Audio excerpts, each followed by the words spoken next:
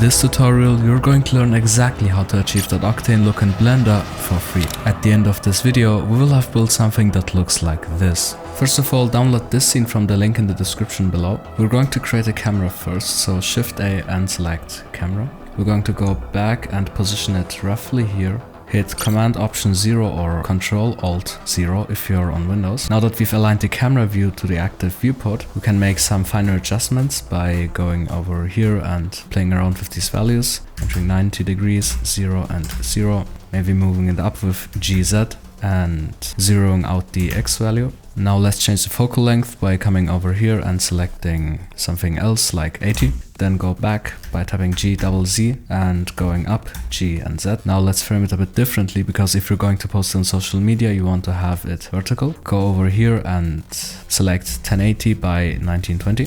And for the frame rate, we can set 30. Now that we have changed the resolution, we have to change the framing as well. Move it a bit closer with GZZ, and this looks quite okay. Now it's time to add some lighting. Press Shift A and select a area light. GZ, move it up and move it to the side a bit. Press R twice and rotate it like this, so it faces our statue. Now we can go over to the shaded view by clicking this button over here. It looks horrible right now. This is because we are in Eevee. To get more realistic results, we have to change our render engine to cycles. Go over here and select cycles. Next, we want to zero out all ambient lighting, because right now we have some gray lighting that is being cast from the world, but we don't need that. So go over here and set 0 for the strength, so we have completely black background. Now the light isn't too bright as of right now, so we need to change that. Go over here for the area light, make sure it is selected. We're going to enter a value like 400.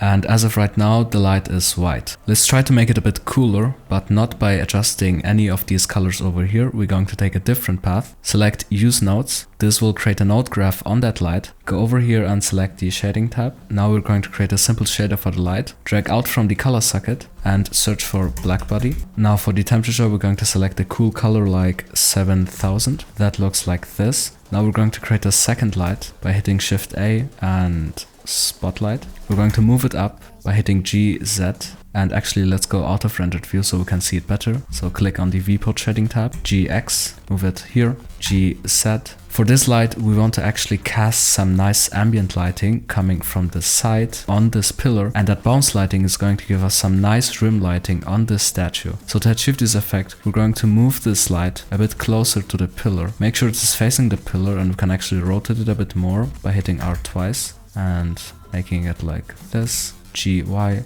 GX. Hit 0 to go back to the camera view. Now that the light is facing the pillar, we can actually increase the intensity like 400, and let's see how that one looks. As you can see, we're getting some intense lighting over here. We can move it back a bit more by hitting G and then moving it back like this. Let's move it a bit closer to the pillar so that we don't get the highlight on the pillar itself, but try to get the reflection of it. Hit R twice and rotate it a bit back like this. Click Use Nodes again. Go to the Shading tab, drag out from the color socket and use a black body again. And this time we're going to enter some really cold color like 10,000 Kelvin. Go back to the layout. And let's see how that one looks. Let's increase the blend size to 1 and the power to something like 1 kilowatt. Still not enough, let's keep increasing it to 4000.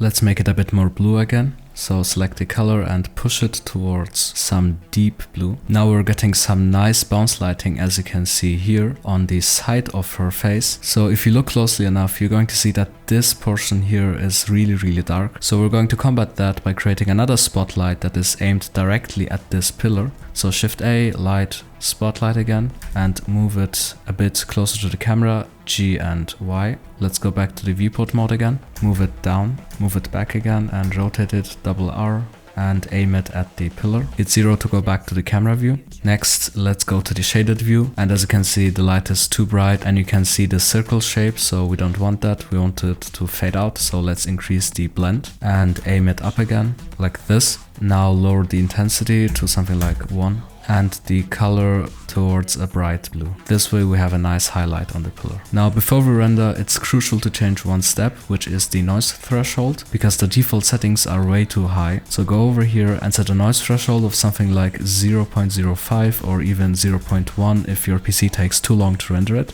I'm gonna leave it at 0.05. Go over to lights paths and max bounces and select these 3 points and select full global illumination. So that way you're going to have the maximum amount of samples for every single pass. However, we can leave volume at 0 because we don't have any fog in our scene. Make sure you have GPU compute selected. And if you haven't already, you have to select a graphics card to speed up your rendering. So hit Command, to go to the settings and go to System. If you have an NVIDIA card, you have to select CUDA here. Since I'm on macOS, I am on Metal. Make sure to tick your graphics card here and leave the box for the CPU unchecked, since this will only slow down your renders. Also in the Format tab, let's select 200% so we have double the resolution. Now hit F12 to render your frame. You might think that we're done here, but it's going to look even better in just a few minutes, so hang on. We're going to hit Option S or Alt S to save the file, select PNG for the file format, and save it in a place where you'd like to access it. But before that, make sure you're subscribed so you don't miss out any new videos. It only takes one click. Now open up DaVinci Resolve so we can start color grading it. Keep in mind that for some effects you're going to need the studio version, but it's not required in this video. Select Untitled Project and drag the file into the media pool. We're going to change the project settings first, so click on the cogwheel on the bottom right. Select Ultra HD for the resolution and select vertical. Hit save and change. Drag the render PNG into the timeline. Now go over to the color tab, and this is where we're going to apply some adjustments. So as you can see, our image lacks a bit of contrast, so we can actually play around with the curves and create an S shape to make it more contrasty, like this. Next, we're going to adjust the colors even more, so hit Alt S or Option S and play around with the gamma and gain until you find something that you like. So I'm going to push my gamma towards red and my gain towards teal or green, but make sure to not overdo it. Hit Option S to create another serial node, and this time we're going to apply an effect called glow. Drag it onto the node, and as you can see, we're getting some nice glow on these highlights. You can actually reduce it a bit if it's too much, so increase the shine threshold a bit. Now we're going to add a second glow, so hit Option S and drag in this again, but this time we're going to change the color to something towards green or bluish and turn the intensity or the gain way down,